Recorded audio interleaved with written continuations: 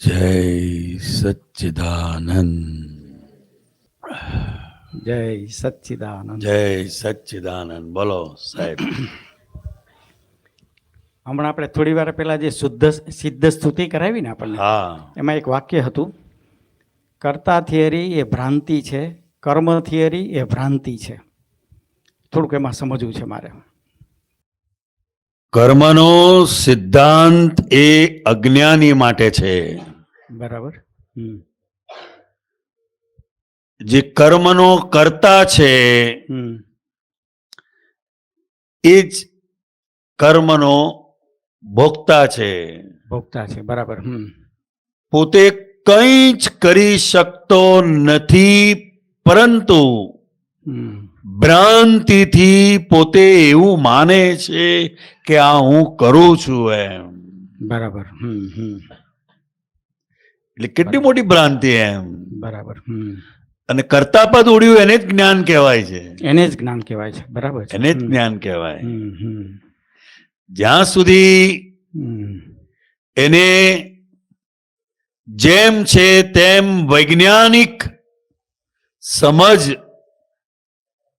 એને નથી, ત્યાં સુધી એ પોતે ભ્રાંતિથી કર્તા પદનો આરોપિત ભાવ કરે છે કે આ હું કરું છું એમ. બરાબર. પણ જ્યારે ના થાય ત્યારે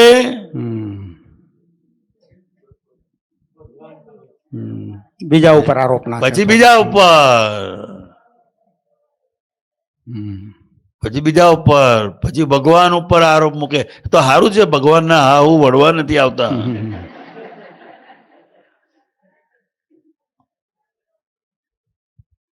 પછી કે મારું નસીબ હમણાં સારું નથી. પછી છેલ્લા કે મારા ગ્રહો હમણાં સારા નથી. નહીં તો પછી છેલ્લા વહુ ઉપર મૂકે. જ્યારથી ઘરમાં વહુ આવી છે, મોર પગી છે કે ત્યારથી અમારી દશા બેઠી છે કે કઈ ને કઈ બીજાના ઉપર દોષારોપણ કરે છે. કારણ કે એને ખબર જ નથી કે ખરેખર કોણ કરે છે એમ. એટલે આ દાદા ભગવાને કરતા પદ એ ભ્રાંતિ છે, તેનાથી મુક્ત એવો હું શુદ્ધ આત્મા છું. ભોગતા પદ એ ભ્રાંતિ છે, તેનાથી સર્વથા મુક્ત એવો હું શુદ્ધ આત્મા છું. અને કરતા કર્મ થિયરી એ પણ ભ્રાંતિ છે, તેનાથી સર્વથા મુક્ત એવો હું શુદ્ધ આત્મા છું. કેટલી મોટી. પણ આ આપણે પોતાએ આ સમજવા માટે છે, આ બહાર બોલવા માટે નથી. એટલે સાહેબ એવું કહી શકાય કે મૂળ સ્વરૂપ જે પોતાનું છે, તત્વ સ્વરૂપે જે પોતે છે, ત્યાં તો કરવાની શક્તિ જ નથી. એની ક્રિયા કરી શકતો જ નથી. ક્રિયા કરી પણ પોતાની સ્વાભાવિક જે દર્શન ક્રિયા અને જ્ઞાન ક્રિયા એ સ્વાભાવિક છે, એટલે થયા જ કરે છે. ત્યાં કરવા પણ નથી. બરાબર છે. એનો સ્વભાવ જ છે. એનો સ્વભાવ જ છે. જેમ બરફને ઠંડો કરવો પડે, એનો સ્વભાવ જ છે. એવી રીતે એટલે જયારે પોતાની જાતને કરતા માને છે, અજ્ઞાન દશામાં, પછી જયારે એનું કોઝની ઇફેક્ટ આવે છે, ત્યારે પછી એનું પરિણામ આવે, ત્યારે પાછું એની અજ્ઞાન હોવાથી પોતે એવું માને છે કે ભોગવું છું પણ હું જ. ખરેખર ભોગવતોય નથી એમ. ખરેખર કારણ કે પોતે કરતા જ નથી, તો પછી ભોગતા કઈ રીતે હોય શકે? પોતે કરતા જ નથી, માને છે. એટલે પેલું પણ એને માનવું પડે છે. પેલું માનવું જ પડે. એને માનવું પડે છે. એને માનવું જ પડે. કારણ કે કરતા થયો તો એને ભોગતા થવું જ પડશે. ઘણી વાર બોલે છે ને, આપણે જ આપણા કર્મો અહીંયા જ ભોગવવાના છે બોલે છે. બરાબર છે. સમજ તો છે ને, એને પોતાની જે સમજ છે એ સમજ, પણ આખી વૈજ્ઞાનિક વાત આખી જે મૂકી છે. એટલે દાદા ભગવાને આજ્ઞા ધર્મની અંદર ત્રીજી આજ્ઞા આપી કે જગત નિયંતા વ્યવસ્થિત શક્તિ કરતા છે. બરાબર. કેટલી મોટી વસ્તુ છે. અને ખરેખર તો જગત નિયંતા વ્યવસ્થિત શક્તિ જે કરતા છે ત્યાં પણ કરતાપણું તો છે જ નહીં. કરતાપણું છે ને, સાયન્ટિફિકલી થાય છે. એટલે તમે કોઈ એક ઉપર આરોપ મૂકી શકો નહીં. એટલે સંજોગો લીધા ને. હા બરાબર. હા સંજોગો. બરાબર.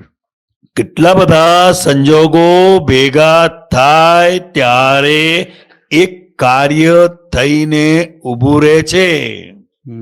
એમાં ખાલી એક સંયોગ જો ના થાય ને તો બધું એમનું એમ પડી રહે. એટલે એવું કહી શકાય કે વિજ્ઞાનનો જેમ પ્રયોગ ચાલતો હોય, કોઈ એક પ્રયોગી પ્રયોગ કરતો હોય ત્યારે પ્રયોગની અંદર જે રિઝલ્ટ આવે છે એનું એમાં કોઈ કરતા નથી. એનો પોતે પણ નહીં થઈ રહ્યું છે ત્યાં. એટલે વન ઓફ ધ એવિડન્સીસ તરીકે છે, not whole and sole doer. હા એવિડન્સ તરીકે ખરો. બરાબર. એવિડન્સ તરીકે છે. બરાબર. અને સાહેબ એક બીજો પ્રશ્ન એવો છે કે જ્ઞાનવિધિમાં એવું આવે છે, સર્વે પરતત્વોથી હું વિતરાગ છું અને સર્વે પરતત્વોથી વિતરાગ છું. એક્ઝેક્ટ યાદ નથી મને. સર્વે પરતત્વોથી વિતરાગ છું અને સર્વે દ્રવ્યોથી હું શુદ્ધ છું એવું આવે છે. તો એ શુદ્ધ અને વિતરાગ તત્વમાં જુદું છે અને પેલા દ્રવ્યમાં જુદું છે. એટલે શું કહેવા માંગે છે? હું સર્વે પરતત્વોથી સર્વથા વિતરાગ છું. વિતરાગ છો. બરાબર.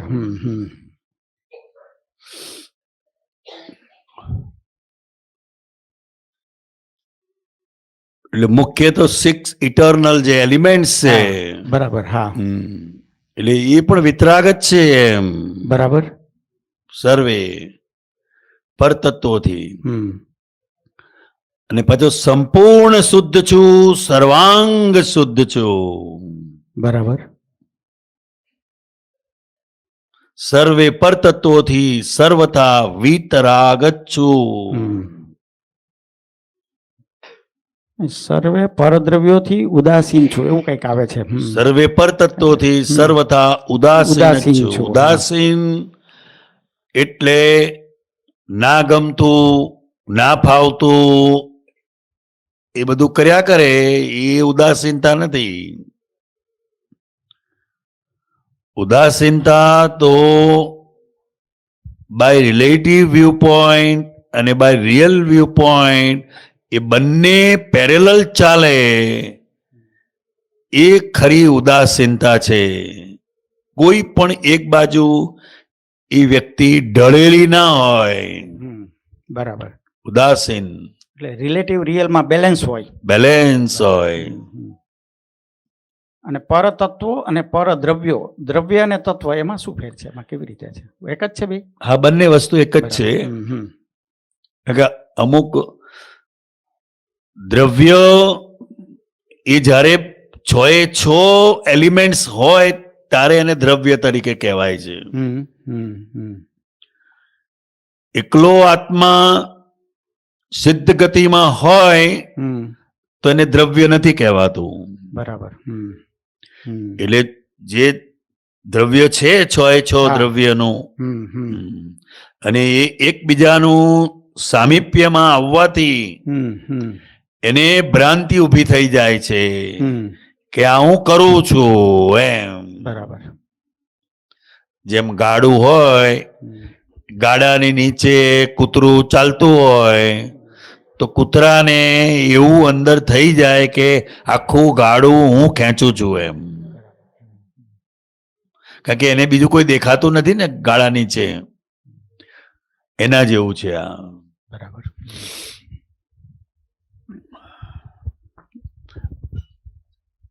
આ જગતમાં 6 દ્રવ્ય સિવાય બીજું કશું છે જ નહીં. અને એની જ આ બધી અવસ્થાઓ એ નિરંતર બદલાયા કરે છે. એટલે દ્રવ્ય કરીને હું સંપૂર્ણ શુદ્ધ છું, સર્વાંગ શુદ્ધ છું. જય સચિદાનંદ. એટલે જ્ઞાન, દર્શન, ચારિત્ર અને તપ, આ 4 અંગો લીધા છે. એનાથી પણ એ પોતે શુદ્ધ છે. સર્વાંગ શુદ્ધ છું, સંપૂર્ણ શુદ્ધ છું. એ ક્યારેય કોઈ પણ સંજોગોમાં અશુદ્ધિને પામ્યો જ નથી. પામ્યો જ નથી. માટે દાદા ભગવાને હું શુદ્ધ આત્મા છું એ બોલીને આપણને જ્ઞાન આપ્યું છે. બીજા સંપ્રદાયોમાં, ધર્મોમાં ખાલી હું આત્મા છું એટલું કહેવાય, શુદ્ધ શબ્દ નથી વાપર્યો હોય. પણ આ શુદ્ધ, કારણ કે ફાઇલ નંબર 1 ની અંદર, એટલે કે મન, વચન, કાયાની અંદર સંપૂર્ણ અશુદ્ધિઓ ભરેલી છે. તારે તો એ કળિયુગમાં આવ્યો છે, નહીં તો ક્યારનો ઉકેલ આવી ગયો હોત ને. હવે એ ડિસ્ચાર્જ થતી વખતે એને અંદર એવું ડિપ્રેશનમાં ના જતો રહે કે આ મારું બગડી ગયું, આ મારાથી થઈ ગયું. ખ્યાલ આવ્યો? એટલે પહેલામાં પહેલી વસ્તુ, હું શુદ્ધ આત્મા છું, બસ. પછી બીજી બધી વસ્તુઓ. પહેલામાં પહેલું શું? તો કે હું શુદ્ધ આત્મા છું, જે અજ્ઞાન દશામાં પણ શુદ્ધ છે, જ્ઞાન દશામાં પણ શુદ્ધ છે, અને સિદ્ધ ગતિ ત્યાં પણ એ શુદ્ધ જ છે. ક્યારેય અશુદ્ધિને પામ્યો જ નથી. અને જો અશુદ્ધ હોય તો એ શુદ્ધ થઈ શકે જ નહીં. થઈ શકે જ નહીં. કારણ કે પરમાનન્ટ ગુણ થઈ ગયો ને. કોણ કરે એને?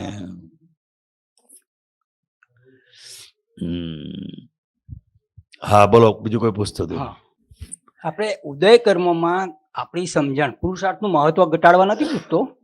ઉદય કર્મમાં ફેરફાર શક્ય ખરો? ના. ગમે તેટલી સમજણ બદલાય તો? ગમે એટલી સમજણ બદલાય તો પણ ઉદય કર્મ ના બદલાય. ઉદય કર્મ બદલાય નહીં, એને જ ઉદય કર્મ કહેવાય. હવે આજની સમજણ બદલાઈ શકે, પણ એકાંતિક ના લેવાય. એકાંતિક ના લેવાય. આ જ્ઞાનની જેમ જેમ યથાર્થ સમજ આપણને અંદર ફિટ થતી જાય, અનુભવ વધતો જાય. ઉદય કર્મ બદલાતો નથી, પણ એ ઉદય કર્મની કિંચિત માત્ર અસર તમને નહીં થાય. હા, એટલે ભોગવટો ના આવે. હા, ભોગવટો ના આવે. દેખાતી ક્રિયામાં ફેરફાર ના થાય. ના થાય.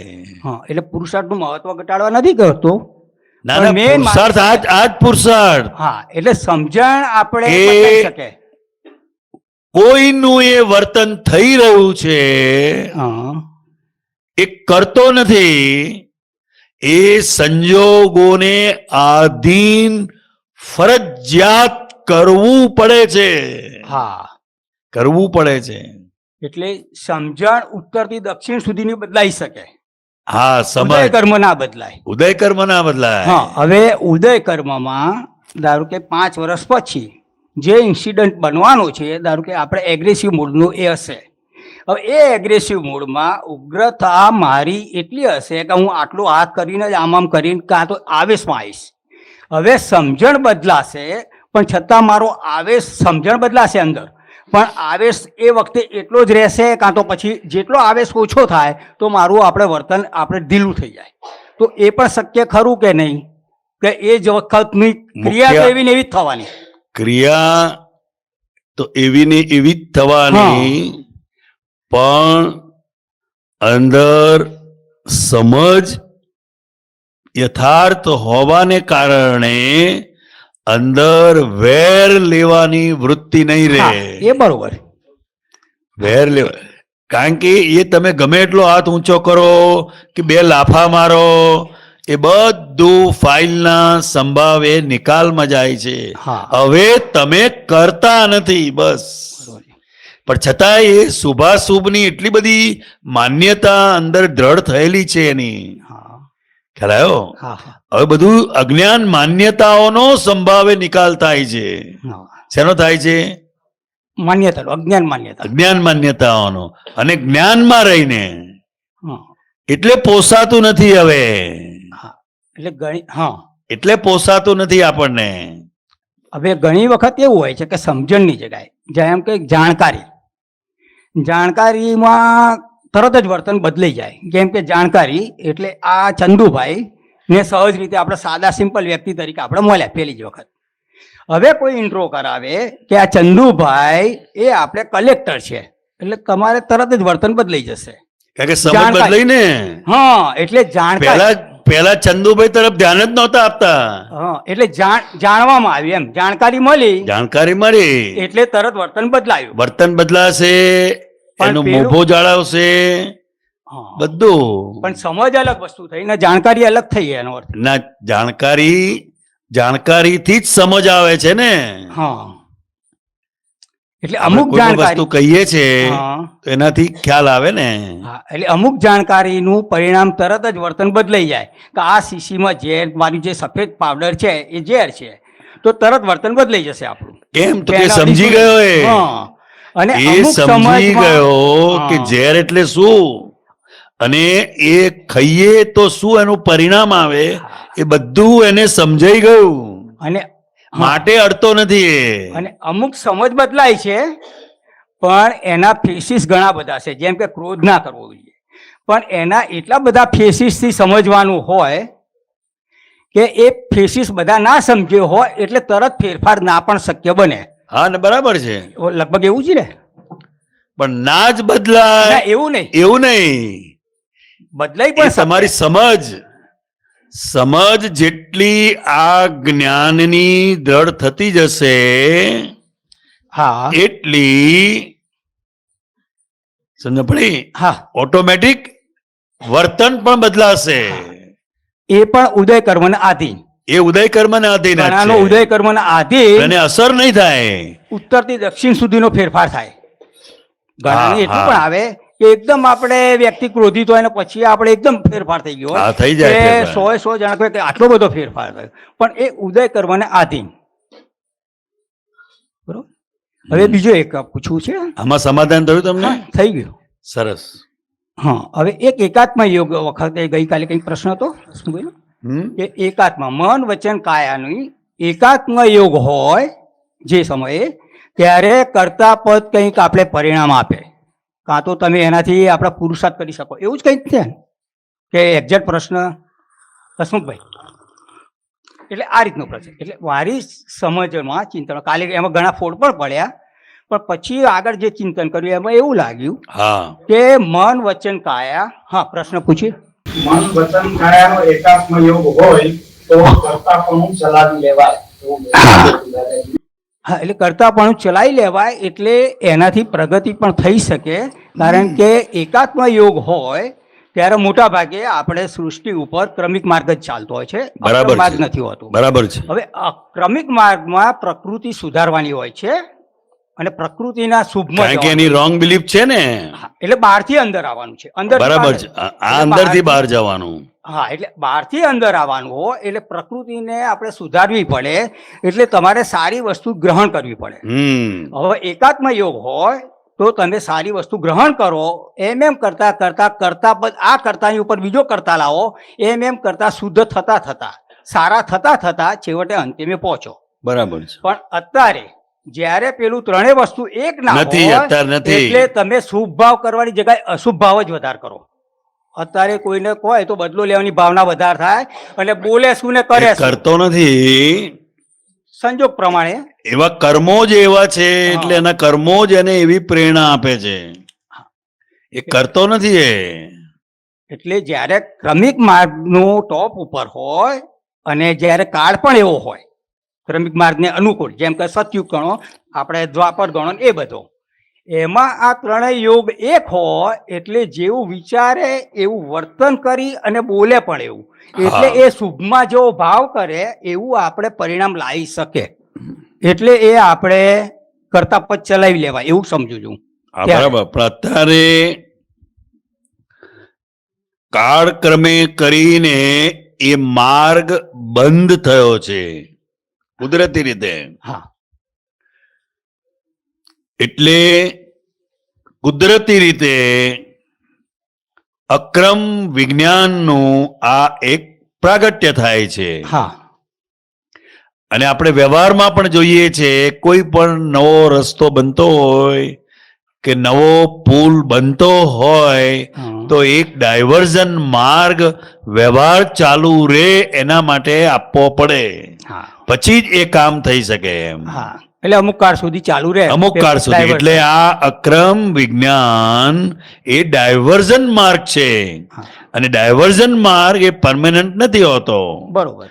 થોડા કાળ સમય પૂરતું, કે જેટલા પુણ્યશાળી લોકો હોય એમ, કે જેણે કેવળ આત્મા જ જાણવો છે, એવી જેની અંદરથી એવી ભાવના છે, અને એના પરિણામ સ્વરૂપે કુદરતી રીતે એને આત્મજ્ઞાની પુરુષનો યોગ થાય છે, અને એને આ લક્ષ્ય બેઠે છે કે હું શુદ્ધાત્મા છું. ક્રમિક માર્ગ એટલે અહંકારથી અહંકાર કાઢવાનો, અને અક્રમ વિજ્ઞાન એટલે પોતે ખરેખર શુદ્ધાત્મા પદમાં રહી વ્યવસ્થિત શક્તિ કરતા છે.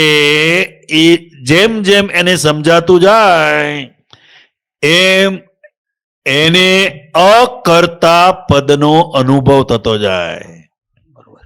અકર્તા પદનો એને અનુભવ થાય છે. એટલે બંનેની અંદર અહંકાર ધીરે ધીરે એને એની મૂળ જગ્યાએ મૂકવાનો હોય છે. હા, મૂળ જગ્યાએ મૂકવાનો. ખ્યાલ આવ્યો? આપનું નામ શું સાહેબ? વિજય. વિજય. વિજય. વિજયભાઈ. ક્રમિક માર્ગ એટલે હું જ વિજયભાઈ છું એ માન્યતા સાથે શુભ અશુભની માન્યતામાં પડે છે. બરોબર. એટલે શુભ ક્રિયા કરનારનો મૂળ તો એનો અહંકાર જ મજબૂત થાય છે. હા, કારણ કે એ કંઈ પણ કરે છે તો એના ફાઉન્ડેશનમાં શું છે, તો કે હું જ વિજયભાઈ છું અને હું જ કરું છું. હવે એ વસ્તુ બીજી વ્યક્તિ નથી કરતી તો તમને એના પ્રત્યે દ્વેષ થશે. તમને એના પ્રત્યે દ્વેષ થશે. એટલે જ્યાં સુધી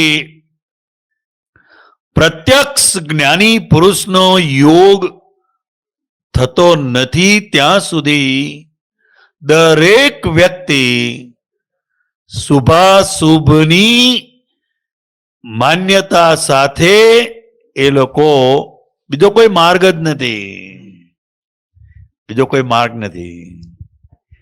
એ રીતે આખી વસ્તુ છે. આનંદ. જય સચ્ચિદાનંદ. જય સચ્ચિદાનંદ. જય સચ્ચિદાનંદ. જય સચ્ચિદાનંદ. આપણે વિધિમાં એક વાક્ય છે, સ્થૂળ સંજોગો, સૂક્ષ્મ સંજોગો અને વાણીના સંજોગો પર છે ને પરાધીન છે. પહેલા સમજાવી દીધું પણ થોડુંક અત્યારે ઉપર ધૂળ ચડી ગઈ છે તો આપણે ખંખેરી નાખીએ વાર કરી, એટલે થોડી ખંખેર આવી છે. જરા ખંખેરી એટલે દૂર ઉડી જાય. એ ધૂળ ખંખેર આવી છે. દિવાળી બધા ખંખેરીને જ આવ્યા છે.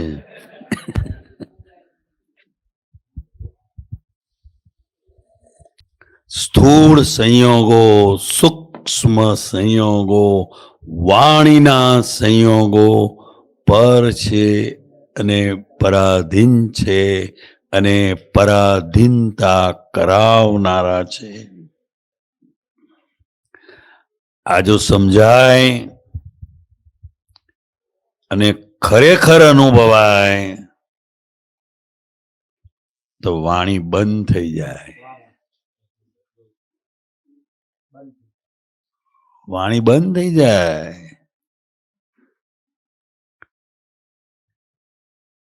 અને તમારે બોલવાની જરૂર ના પડે. એનું નામ અક્રમ વિજ્ઞાન એ સમજી ગયો. બહુ મોટી વસ્તુ છે આ. અને આ સિદ્ધ સ્તુતિના વાક્ય ઉપર આજે કેટલાય વર્ષોથી અમારે આ એની રિસર્ચ ચાલ્યા કરે છે. આ બહુ મોટી વસ્તુ છે. આ સ્થૂળ સંયોગો. શું નામ તમારું? ભીખુસિંહ. ભીખુભાઈ. ભીખુભાઈ. હું ભીખુભાઈ છું. એ સ્થૂળ સંયોગ છે. સૂક્ષ્મ સંયોગો એટલે અંદર મનની અંદર જે ચાલ્યા કરે એ બધો સૂક્ષ્મ સંયોગો છે. સ્થૂળ સંયોગો, સૂક્ષ્મ સંયોગો અને વાણીના સંયોગો. એ વાણી એ સૂક્ષ્મ પણ છે અને સ્થૂળ પણ છે. એ બંનેમાં છે. ખ્યાલ? એટલે ભીખુભાઈ પોતે, ભીખુભાઈની વાણી અને મન પર છે. પર છે. પર છે એટલે ભીખુભાઈનું છે. પરાધીન છે એટલે કરવું ના કરવું એ ભીખુભાઈના હાથમાં નથી. જો આપણા હાથમાં હોત તો કોઈને દુઃખ થાય એવું આપણે શું કામ કરત?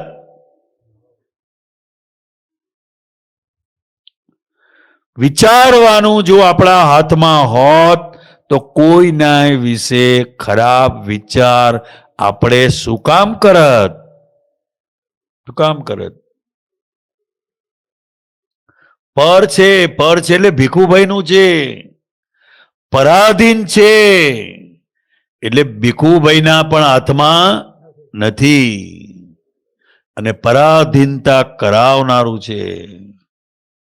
તો બહુ મોટી વસ્તુ છે. બોલજો બધા.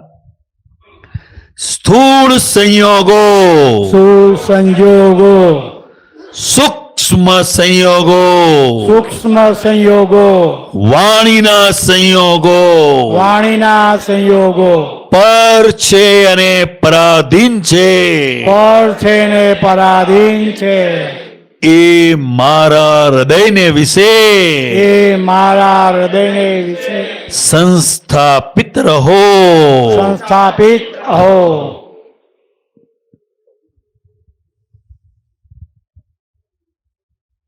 માટે જ્ઞાની પુરુષનું આ લક્ષણ છે. જ્યાં સુધી સામે કોઈ નિમિત્ત આવે અને એ નિમિત્તને આધીન વાણી નીકળે. એ બોલવું ના બોલવું કશું એમના હાથમાં છે નહીં. અને પ્રવચન, જ્ઞાન, લેક્ચર એ બધી બુદ્ધિ છે. શું છે?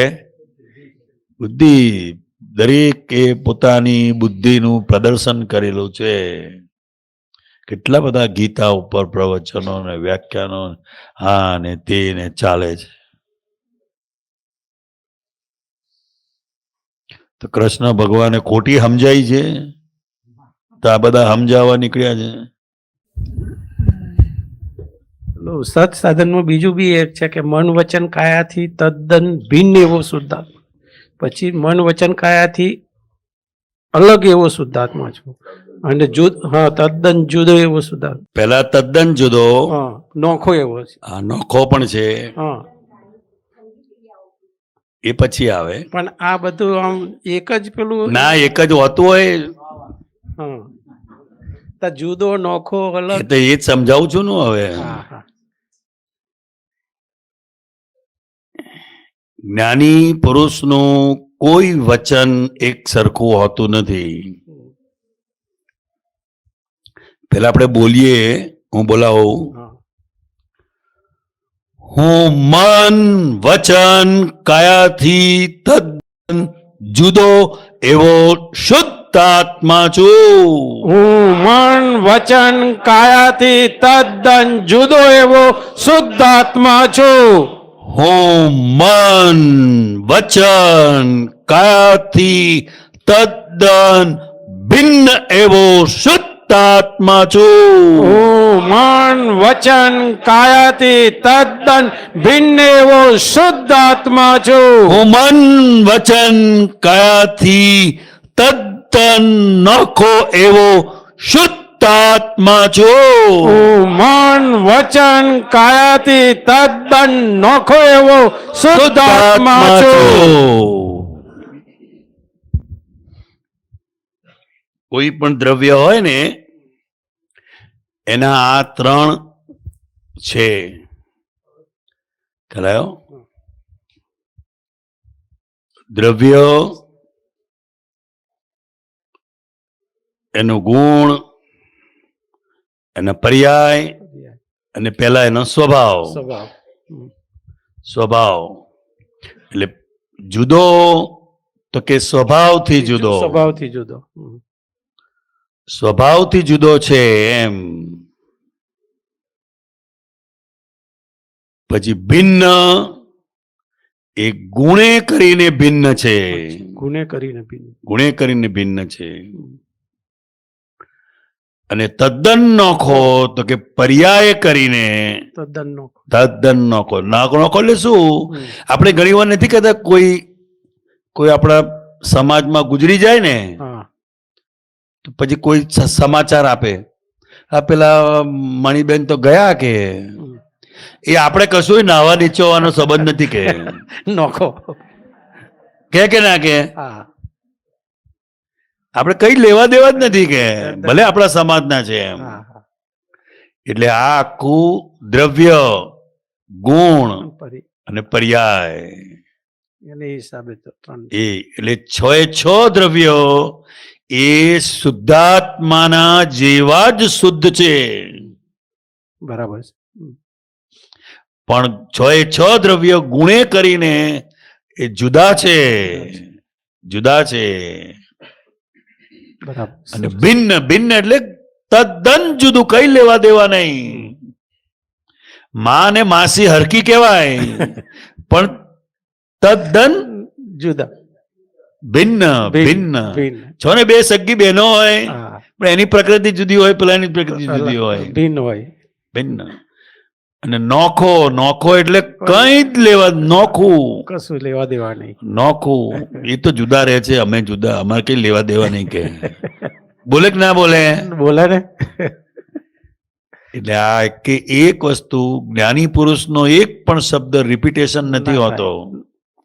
પણ પેલા મને મિનિંગ એક લાગતા બધા આપણને એક જ લાગે. આપણે તો દયા અને કરુણા એક જ લાગે ને. પણ આ આખી એક વસ્તુ છે કે શબ્દ અલગ છે માટે એની પાછળની કઈ સમજ અલગ છે એમ. સરસ. આજે 3 શબ્દ કીધા આપણે, ભિન્ન, નોખો અને જુદા. તો ઈ 6 તત્વો છે, અવિનાશી તત્વો 6 છે. હા હા. તો ઈ આત્મા એક તત્વ છે ને બાકીના બીજા 5 છે. હા. એટલે બાકીના બીજા 5 છે એના માટે ભિન્ન, જુદો, નોખો એ શબ્દ એના માટે વપરાયેલા છે. બાકીના 5 તત્વોથી જુદો છે. શું કે કોનાથી ભિન્ન છે, કોનાથી નોખો છે? જો મન, વચન, કાયા બરાબર. એ શુદ્ધાત્મા સિવાયની આ બધી અવસ્થાઓ છે. બરાબર બરાબર. સમજાયું. હા એટલે આનાથી તદ્દન જુદો છે એમ. બરાબર સમજાયું. હા આ મન વચન કાયાની એનાથી બરાબર. તદ્દન ભિન્ન છે. અને મન વચન કાયાથી તદ્દન નોખો એવો શુદ્ધ આત્મા છું. એટલે બાકીના પાંચે દ્રવ્યોથી બિલકુલ થઈ ગયું, ભિન્ન થઈ જ છે. ગયું, બરાબર. કારણ કે આત્મ તત્વની અંદર જ દર્શન અને જ્ઞાન વાહ વાહ, બહુ સરસ. એમાં જ છે. બરાબર. એની અંદર છે. અને બાકીના પાંચે પાંચ દ્રવ્યોની પણ લિમિટ છે. આ લોક સુધી. બરાબર. પછી નહીં. પછી નહીં. બરાબર. હા હા. આ લોક સુધી પાંચે પાંચ દ્રવ્યોની છે. અને આત્મા જયારે મોક્ષ ગતિએ જાય ત્યારે બાકીના જે પાંચ દ્રવ્યો છે એ જતા નથી. બરાબર. નહીં તો પાછું એનું જ અહીં જે સર્કસ છે ત્યાં સર્કસ પાછું ઊભું થાય. ત્યાં પાછું ઊભું થઈ જાય બધું. બરાબર છે. એટલે સાહેબ એવું કહી શકાય કે આપણે મન વચન કાયાથી છૂટવાનું છે મારે આત્માએ, એટલે એનાથી ભિન્ન નોખો એ શબ્દ માન્યતામાંથી છૂટવાનું છે. બરાબર છે. એટલે એ માન્યતાનો સમૂહ જ છે. બરાબર. માન્યતા પહેલા શું માનતા હતા? મારું મન. બરાબર. માન્યતા પહેલા શું માનતા હતા? મારું મન, મારું શરીર, મારી વાણી. મારી વાણી. બરાબર. વાહ વાહ, કેવું સરસ બોલ્યો. અરે 500 માણસો તો સાંભળવા આવે છે. પછી પાંચે જ સાંભળવા આવ્યા હોય તો હવા નીકળી જાય ને. બરાબર છે. બહુ સરસ, બહુ સરસ. ખ્યાલ આવ્યો? અને આપણે પાછા કેટલા સાંભળવા આવે છે એના ઉપરથી બાપજીનું માપ કાઢીએ પાછા. બાપજી તો બહુ મોટા હો, બાપજી કેવા પડે. હા, એટલે દાદાએ કહ્યું કે સૌથી વધારે સંખ્યા કિન્ડર ગાર્ડનમાં હોય, બાલ મંદિર હોય ને સ્કૂલમાં, ત્યાં સૌથી વધારે સંખ્યા હોય. ને ત્યાં કશું ભણાવવાનું ના હોય, રમાડવાના હોય, પ્રસાદ આપવાનો હોય, એટલે સ્કૂલ પૂરી થઈ ગઈ એવું હોય. મોક્ષ એટલે- માર્ગે હા, બોલો બોલો બોલો. મોક્ષમાં જે છે ત્યાં સ્પેસ ધર્માષ્ટિકાય અને અધર્માષ્ટિકાય એ તત્વ તો ખરા જ ને. ત્યાં જળ કદાચ નહીં હોય કે એને જરૂર જ નથી. ના, એટલે ત્યાં સુધી પહોંચવા માટે ના જોઈએ પેલું એ તો એને સહાય કરે છે ત્યાં જવા માટે. તત્વ ત્યાં સુધી બોર્ડર એ સ્વભાવથી લોક સુધી આ તત્વ નહીં. હા, ખરા ને. અને આપણે મોક્ષ એટલે કયું ક્ષેત્ર કહેવાય? સિદ્ધ ગતિ કે છે ને. હા, સિદ્ધ ક્ષેત્ર એ લોકમાં જ આવી ને, લોકના સાધે કે વચ્ચે આવે. એટલે લોક પૂરું થાય પછી કહેવાય સિદ્ધ ક્ષેત્ર, કાં તો હા. અંદર કહેવાય પછી કહેવાય. એ તો આપણે જે સિદ્ધ ગતિએ જાય જીવ તો નીચેના લેવલ સુધી અડે, સિદ્ધ ક્ષેત્રમાં, કાં તો ઉપર અડે.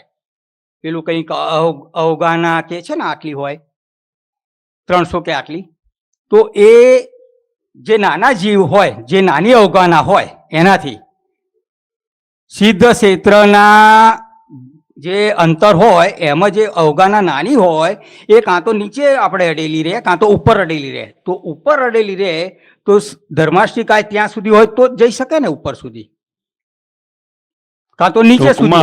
હા, આત્માનો સ્વભાવ જ મોક્ષગામી છે. હા, એનો સ્વભાવ જ છે. હા, મોક્ષગામી.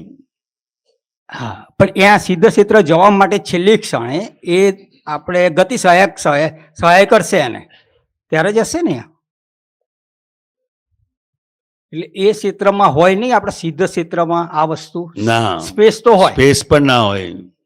સ્પેસ રોકે નહીં. અનઅવગાહક કહેવાય છે.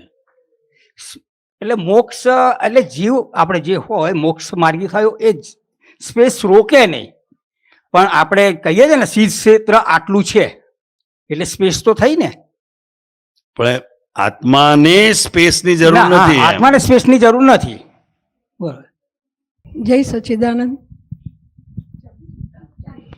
આપણી જ પ્રકૃતિ આપણને સામે થાય તો શું કરવાનું? કેમ કે આપણે આ બધું જોઈએ ને, સત્સંગ ને એવું બધું. આપણે પ્રકૃતિની સામે થવાનું છે. પ્રકૃતિ આપણે આમે કઈથી થાય? એટલે આપણે બધું જોઈએ ને સત્સંગ ને બધું અસીમ જેજીકાર કરીએ કે એ બધું પછી કે આવું બહુ થઈ ગયું એમ કે પછી બીજું એવું બતાવે પછી કે આપણે સિરિયલ જોઈએ કે પછી બીજું કશું આવું બતાવે તો બતાવી દેવાની એક સિરિયલ, એમાં શું છે મેં એ આખો ફાઇલનો સંભાવે નિકાલમાં જાય. કારણ કે મનનો સ્વભાવ છે આ, મનને એકની એક વસ્તુ ગમે નહીં. આપણે કલાક અસીમ જેજીકાર કરે બેટા તો કે અડધો કલાક થઈ ગયો હો, એવું કે ને ના એટલે એ પછી પછી આપણે એને પૂરું તો કરાવીએ ના એમાં સત્સંગમાં. કહેવાનું 50 મિનિટ આંખો બંધ કરવાની, ઘડિયાળ સામું જોવાનું જ નહીં. જ્યારે કીર્તન ભક્તિ કરવા બેસીએ એ તો એની મેળે અંદરથી જ તમને ખબર પડશે 50 મિનિટ થશે એટલે 10 મિનિટે ઘડિયાળ સામું જોજો નહીં કરવાનું.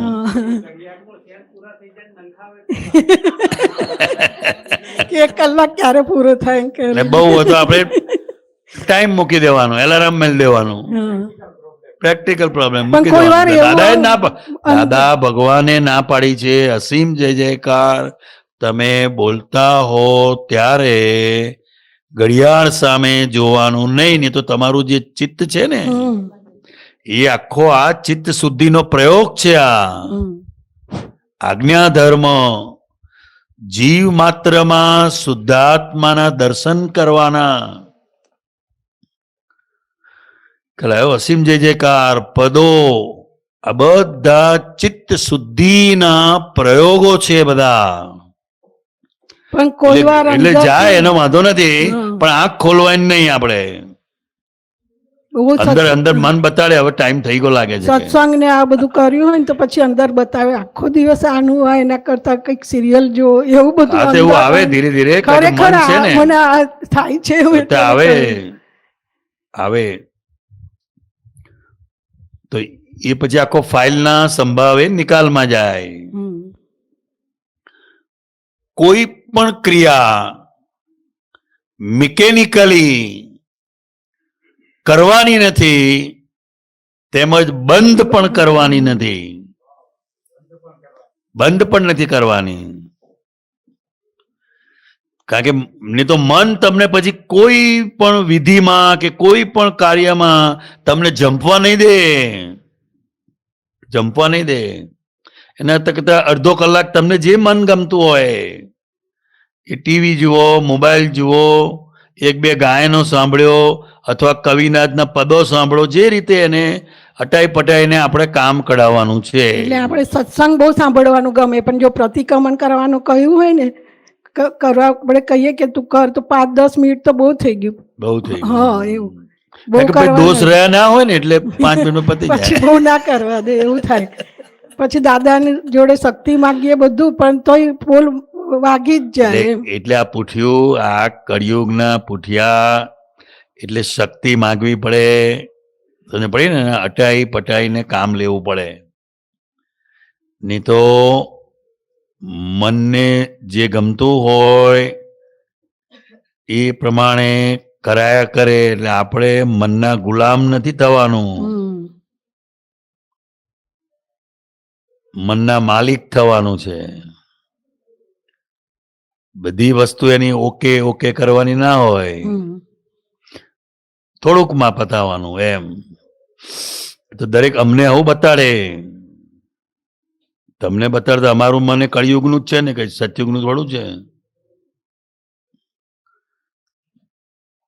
ઘણીવાર ટીવી ચાલતું હોય ને દાદા આવીને બેસે તો દાદા જોતા હોય એમ. કોઈ પણ વસ્તુ ચાલુ કરવાની કે બંધ કરવાની નથી, સમજવાની છે. અને તમને એ સમજાશે તો એની મેળે બંધ થશે. અને તમે બંધ કરવા જાવશો તો અંદર મન તમને પછી જંપવા નહીં દે. એટલે આ 5-6 વર્ષ પહેલાની વાત છે. તો આવું મન બતાવે ને તો હું કહું કે તને ભજીયા બહુ ભાવે છે ને તો તને ભજીયા બનાવી ખવડાવીશ, ચાલ કર. તો બધાને ભાવે છે. હવે નથી માનતું મન કે તને ભજીયા કઈ ભાવે છે. જે ભાવતું હોય ધીમે ધીમે આપણે આપણા પ્રમાણે મનને ચલાવવાનું. હમણાં 2 મહિનાથી તો વધારે એવું થાય. દાદાનું કેવું હોય જે કામ માટે ઘરેથી નીકળ્યા એ કામ જ્યાં સુધી પૂરું ના થાય ત્યાં સુધી કોઈ ખાવાની વસ્તુ તો શું, પાણી પણ ના પીએ, એટલું બધું હોય.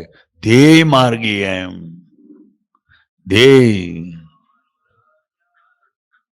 ધ્યેય માર્ગી એવું. એટલે આપણે એવું હોય એની પાસે કરાવડાવવાનું. હવે મનને વિલય પામવાનું છે. શું કરવાનું છે? વિલય પામવાનું. વિલય. કંટ્રોલ નથી કરવાનું, કંટ્રોલ નથી કરવાનું.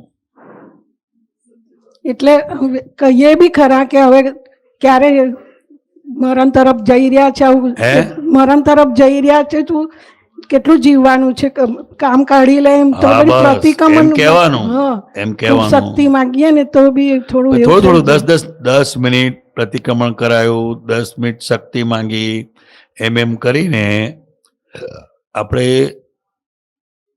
નવરાશનો સમય તમે શેમાં વાપરો છો એના આધારે આપણી જાગૃતિ છે. નવરાશનો સમય એટલે એ સમય એવો હોય કે તમારે જેમાં ઉપયોગ કરવો હોય એમાં તમે કરી શકો. એટલે બહુ મોટું. અને આ જ્ઞાન જ એવું છે, તમને નવરાશ મળે જ નહીં, નવરાશ મળે જ નહીં. આ તો હું શુદ્ધાત્મા છું એ પદની પ્રાપ્તિ થવી, અને હવે એ પ્રમાણે મનને ચલાવવાનું.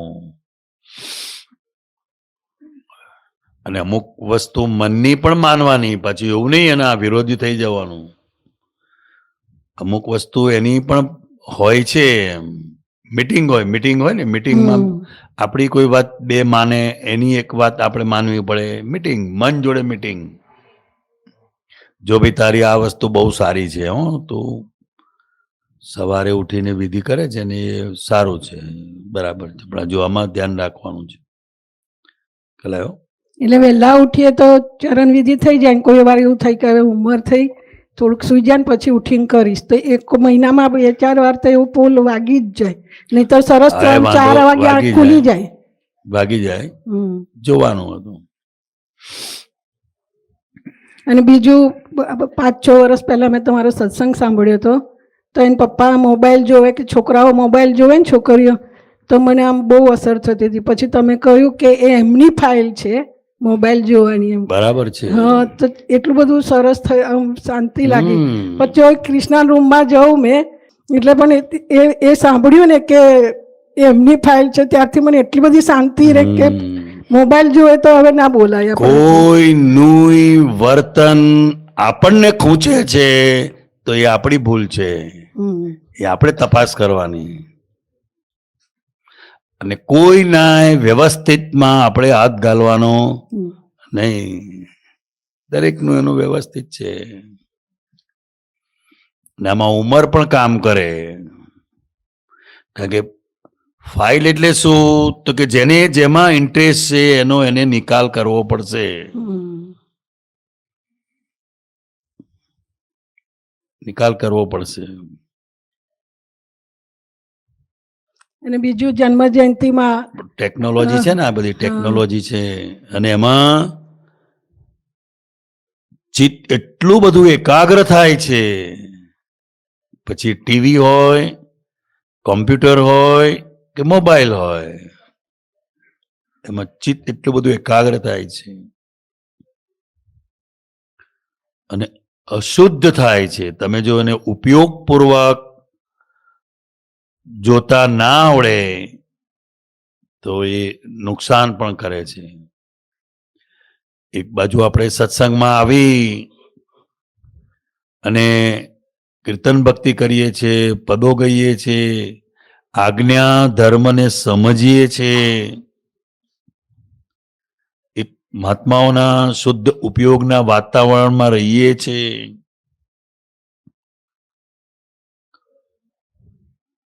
એક બાજુ આ મહેનત ચાલે છે, એક બાજુ આ ચાલે છે. એટલે દરેકને, અમારે પણ આ વસ્તુ બહુ સમજવા જેવી છે. એટલે કે સિરિયલ પણ એક ફાઇલ જોવાનું આપણે ખ્યાલ. દરેકની એની પોતાની જે અંદર સમજ છે અને પ્રકૃતિ બંધાયેલી છે ને, હમ. દરેકની જુદી જુદી પ્રકૃતિ બંધાયેલી છે. કોઈને મૂવી જોવામાં ઇન્ટરેસ્ટ છે, કોઈને સિરિયલ જોવામાં ઇન્ટરેસ્ટ છે, ખ્યાલ, કોઈને મ્યુઝિક સાંભળવામાં ઇન્ટરેસ્ટ છે, કોઈને ક્રિકેટમાં ઇન્ટરેસ્ટ છે, કોઈને ન્યૂઝમાં ઇન્ટરેસ્ટ છે. દરેકનું અલગ અલગ અલગ છે એમ. એટલે કે આપણા પ્રમાણે બીજાનું હોય એવું નહીં આમ. એ પ્રમાણે આપણે ફાઇલ નંબર 1 થી છૂટવાનું છે. એ બીજા શું કરે છે એમાં આપણે પડવાની જરૂર નથી. પણ મમ્મી તરીકે અથવા પપ્પા તરીકે બાળકોને એક સામાન્ય ભાવે વાત કરાય, બસ, પછી છોડી દેવાનું. કોઈને સુધારવા માટે કોઈ વાત આપણે કરવાની નથી. હેલો, એક ઘરમાં હમણાં મારે જવાનું થયેલું, તો એની છોકરી કમરે પહેરવાનો પટો 50,000 રૂપિયાનો લાવીએ. ખાલી કમરે પહેરવાનો પટ્ટો જ ખાલી. તેની મમ્મીએ એને કહ્યું એમ, તો છોકરીએ શું કહ્યું, તું 45,000ની કૃષ્ણ ભગવાનની મૂર્તિ લાવી છું. શું કહ્યું એને? મેં તને કશું કહ્યું? તો તારો એ શોખ છે, તો મારો આ શોખ છે.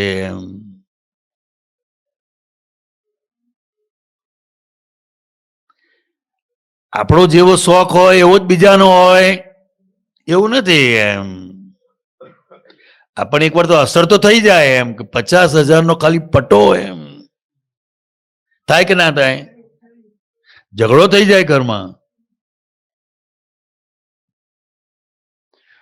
એટલે એની મમ્મી તો બોલતી બંધ થઈ ગઈ. પછી મેં તને કશું કહ્યું? એટલે આ પ્રમાણે એટલે દરેકના એના પોતાના શોખ, એની લાઈક ડિસલાઈક દરેકની અલગ અલગ હોય છે એમ. સામાન્ય ભાવે વાત કરાય એમ, પણ તમે તમારું ધાર્યું કરાવવા જાઓ એ નહીં બને. એને સમજ આપી શકાય, સમજ આપી શકાય.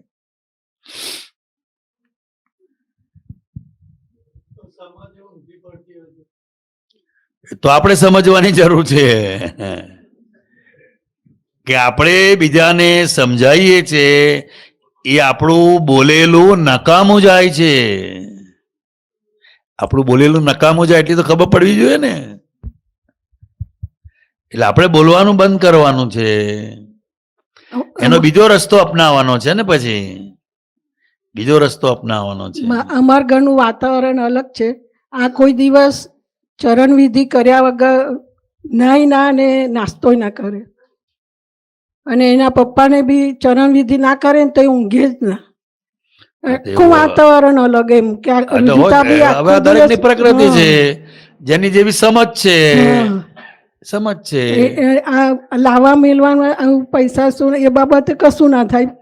સત્સંગ બાબતે કોઈ વખત એવું થાય તો હોવું જોઈએ. પણ દરેકનું, અને હું તો કહું છું ઘરના બધા સાથે બેસીને એવો કોઈ એક સમય હોય ને એ થાય તો એના જેવું ઉત્તમ એક કે નહીં. કોઈ નહીં.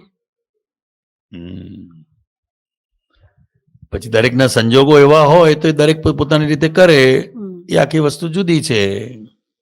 અને બીજું જન્મ જયંતિ પૂરી થઈ ને તો આપતા પુત્રો બીજાને પગે લાગતા હતા ને કે લઘુત્તમ ભાવ, તો મને ખૂબ આંખમાં આંસુ આવી ગયા કે કેટલા લઘુત્તમ ભાવથી આપતા પુત્રો એકબીજાને પગે લાગીને આશીર્વાદ લે છે.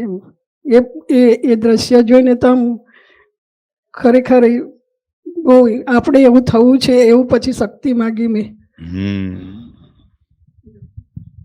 વિતરાગનો માર્ગ એ જોઈને શીખવાનો માર્ગ છે. આજે જે કંઈ પણ તમે આપતપુત્રોમાં મહાત્માઓમાં જુઓ છો તમે, એ દાદા ભગવાનનું જીવન છે, બીજું કશું નથી.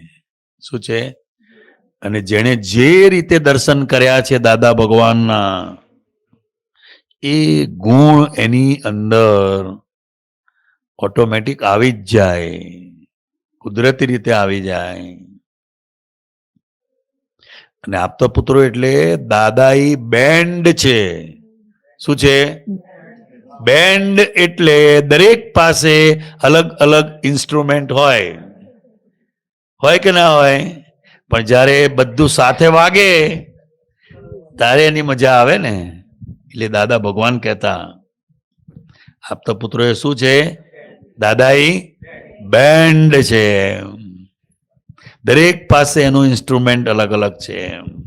એટલે ક્યારેય એની સરખામણીમાં નહીં પડવું.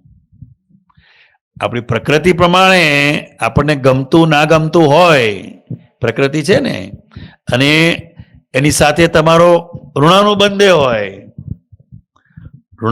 હોય, એ સમજી શકાય એ વસ્તુ છે. પણ સરખામણી નહીં કરવી. જ્ઞાનીની પણ સરખામણી નહીં કરવી. વાહ વાહ, બહુ સરસ, બહુ સરસ. કારણ કે જ્ઞાનીનું જીવન એ ડિસ્ચાર્જ છે. ચાર્જ છે. શું છે? તમે જે જુઓ છો એ ડિસ્ચાર્જ છે. અને બે વ્યક્તિનું ડિસ્ચાર્જ એક સરખું કઈ રીતે હોઈ શકે? અલગ જ હોય. બરાબર. કઈ રીતે હોઈ શકે? એટલે સરખામણી નહીં કરવી. અને તમે એ સરખામણી કરવા ગયા તો એમાં તમારું માપ નીકળી જશે. તમારું લઈએ જોવાનું. આ બસ. એટલે હું, તમારી વાત તો સારી છે, લઘુત્તમ. અને અમારે દરેકને એકબીજા પ્રત્યે અંદરથી પૂજ્ય ભાવ હોય. શું હોય? પૂજ્ય ભાવ હોય. સાહેબ, મને એક દિવસ એવો વિચાર આવ્યો હતો કે આપતપુત્રો જેટલા છે ને બધા, એની દરેકની ફ્લેવર અલગ અલગ છે. હા, દરેકની ફ્લેવર અલગ છે.